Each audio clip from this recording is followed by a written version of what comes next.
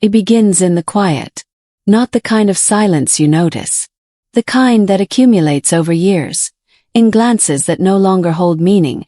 In dinners filled with small talk and empty gestures. She's still there, still present, still fulfilling the role expected of her. But the connection that once gave those roles life has long since eroded. And no one saw it happen. Not even her. She didn't plan to feel detached. It happened gradually. In the absence of curiosity. In the spaces where appreciation used to live. When you see someone every day, it becomes easy to stop seeing them at all.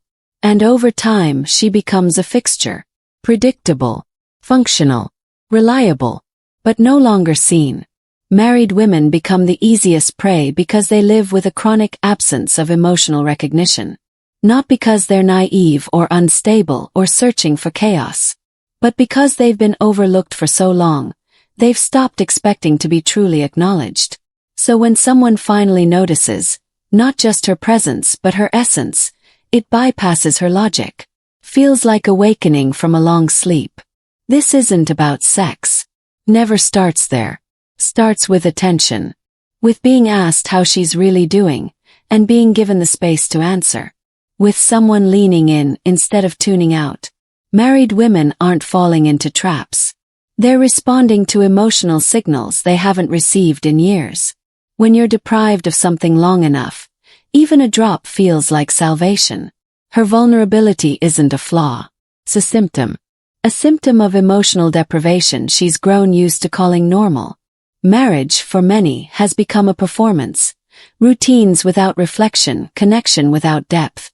And in that performance, she's become invisible to the one person who once made her feel most alive. What most men misunderstand is that women don't stop needing depth once they've committed. They need it more. Because love, to her, isn't a transaction. It's a mirror. And when that mirror no longer reflects who she is, or worse, reflects nothing at all, she questions not just the relationship but her own identity within it. She doesn't wake up one day and decide to risk everything. It's much slower. A gradual erosion of intimacy, trust, and shared presence. And the man who enters her life later, the one who listens, who asks, who notices, he doesn't have to be exceptional. He only needs to show her something her husband forgot, that she still matters. The tragedy isn't that someone else reached her. It's that the person she chose stopped trying to. Marriage is often misunderstood as the end of pursuit. But for emotionally mature relationships, it is only the beginning of deeper pursuit. Comfort without curiosity breeds emotional distance. When a man stops being emotionally present, when he replaces attentiveness with obligation, he leaves behind a partner who begins to retreat inward, piece by piece. Most husbands don't realize it's happening. They think everything is fine because nothing is being said. But silence is not peace. It's distance. And in that distance, someone else is always waiting to be the one who finally hears her. She doesn't need grand gestures. She needs to be felt. And once someone else makes her feel seen again, the foundation of her loyalty begins to shift. The men who prey on married women often understand this dynamic better than the husbands themselves. They don't need to manipulate. They just need to be present. They recognize the signs of a woman emotionally detached from her marriage. The polite laughter, the surface-level conversations, the fatigue in her eyes that no one else seems to notice. These aren't seduction cues. They're distress signals. He offers what her life has been missing, not because he's noble, but because the opportunity is obvious. She responds not because she's easily swayed, but because what he offers isn't new. It's familiar. It's what she once had and slowly lost. What's often labeled as betrayal is, in truth, a final attempt to feel connected to something human. She's not seeking escape. She's seeking meaning. Not the thrill of something new, but the depth of something remembered. We need to stop treating married women who cheat as morally weak and start examining the environments that made them emotionally malnourished. They are not chasing infidelity. They are responding to neglect. The real betrayal often happens long before another man enters the picture. It happens in the days when her voice no longer registered. When her touch went unnoticed. when her emotional world became irrelevant in her own home. If a husband forgets the interior life of his wife, someone else will remember it for him. This is not a justification. It's a confrontation. A clear look at the mechanics behind emotional vulnerability. Most married women don't want to fall into someone else's arms. They want to be held by the man they committed to, but held in a way that reflects understanding, desire, presence. And that's where the truth cuts deep. The greatest danger in long-term relationships isn't external temptation. It's internal apathy. The moment you assume she's already yours is the moment she begins to drift. Not because she wants to, but because people are wired to seek recognition. When love no longer mirrors back significance, the human psyche naturally begins searching for other reflections. Most men realize this too late. They see the broken trust, the emotional distance, the unfamiliar conversations. But they don't trace it back far enough. They miss the days, the months, the years where emotional investment was neglected. Where surface replaced substance. Where the relationship became an arrangement, not a connection. So when someone asks, how could she do that? The better question is, how long was she unseen before she did? She didn't fall for a man. She fell for the feeling of being acknowledged, of being known again. When intimacy disappears from a marriage, it doesn't just affect the bedroom. It corrodes the entire emotional structure. And if no one notices, no one repairs. The damage compounds in silence. And then one day, someone else shows up, usually when she isn't even looking. He doesn't have to try hard. He just has to notice her. And when he does, her world shifts. 'Cause it's not about him. It's about what his presence reminds her of. Who she used to be. What she used to feel. How alive she once was. That memory becomes intoxicating. Not because she wants a new life, but because she wants her old self back. The version that smiled without trying, that was touched with meaning, that mattered without conditions. She doesn't want someone else. She wants to be reconnected to her own emotional life. And if that reconnection comes through someone new, it's because the old connection was left untended for too long. No one warns you that emotional detachment can live inside a faithful marriage. But it can. And when it does, everything looks fine from the outside. The house is clean. The schedules are met. The roles are played. But the soul of the relationship is hollow. And in that hollowness, any authentic presence feels like revelation. That's why married women are easy prey. Because they're not searching for pleasure. They're searching for meaning. When meaning disappears from a relationship, it leaves behind the shell of partnership but none of the substance. And in that vacuum, attention becomes powerful. Even small gestures carry weight. Because they contrast so deeply with what she's used to. The pain here isn't in the betrayal. It's in the realization that it took someone else for her to feel again. And for many men, the hardest truth to accept is that they didn't lose her to another man.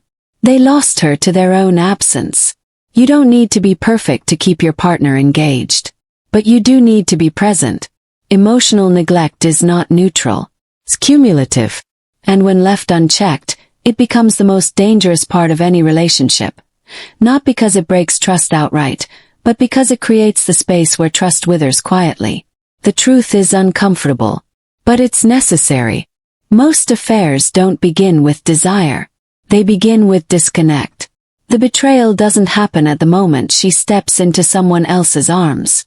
It happens far earlier. Quietly, almost imperceptibly, when her emotional reality is no longer welcomed in her own home. The stranger she begins to trust is just the final symptom of something long unattended. The most dangerous illusions are the ones that look like stability. Many marriages are built on routines that appear solid, but underneath, they rest on assumptions. That love maintains itself. That once shared commitment replaces ongoing emotional investment. That fulfilling duties is the same as fostering connection. These beliefs create emotional blind spots. When emotional maintenance stops, relationships don't collapse immediately. They erode. Men often rely on the certainty of the roles they play. Provider, protector, partner. But roles without emotional depth can become mechanisms of distance. A man can show up every day, fulfill his tasks, and still be absent in the ways that matter. He may not notice the shift because nothing looks broken. The surface is intact. The bills are paid. The children are cared for. But the woman beside him has quietly become a different person. Her needs have changed. Or rather, they've deepened. As life adds layers, responsibilities, stress, aging, compromise, her emotional world becomes more complex. And if her partner doesn't grow in his understanding of that depth, a void begins to form. Not an explosive one, but a slow, creeping emptiness that reshapes how she sees herself and how she responds to others. The man who finds her at this stage doesn't have to be exceptional. He only has to pay attention. He asks questions without agendas. He listens. He challenges her intellectually. He mirrors her unspoken grief. His presence isn't what seduces her. It's his attentiveness. He notices details no one else does, because he hasn't grown numb to her the way her husband has. And in that emotional recognition, something begins to stir in her. It's not a plan. It's not a decision. It's a rediscovery of how deeply she wants to be understood, of how much she misses being chosen deliberately, not passively, of how silently she's been grieving the absence of a man who still lives under the same roof. She tells herself it's harmless at first. Just a conversation. Just a compliment. Just someone reminding her that she's still someone. But it grows. Not because she's reckless, but because emotional starvation creates urgency. When attention becomes scarce, it becomes irresistible. When someone offers it freely, it feels earned. And when it comes wrapped in empathy, it feels deserved. The man who offers this attention may have no intention of breaking up a home. He may simply be responding to what she's unconsciously projecting. I need to be seen. I need someone to remember who I am beyond my roles. He provides that space, and in doing so, becomes something more than just another person. He becomes a mirror she hasn't looked into in years. Her guilt doesn't come from desire, comes from recognition that she's opened a door she once promised she'd never approach. But what keeps that door open is rarely lust. It's longing for meaning, for emotional resonance, for the kind of connection that once defined her sense of identity. She didn't mean to drift, but no one held her in place. In long-term relationships, most emotional fractures begin in subtle ways. An unresolved misunderstanding, pattern of dismissal, a habit of turning away instead of toward. Over time, these moments form a story.